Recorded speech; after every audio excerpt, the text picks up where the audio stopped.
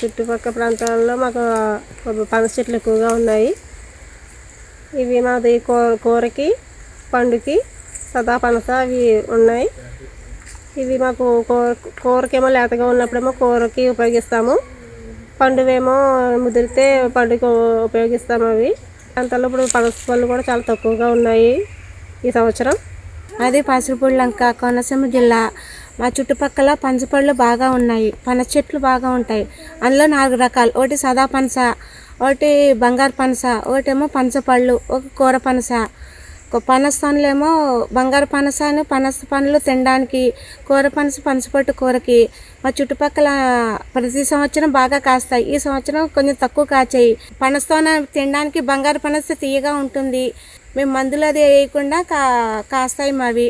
కాపు అయితే జనవరి నెల నుంచి స్టార్ట్ అవుతుంది.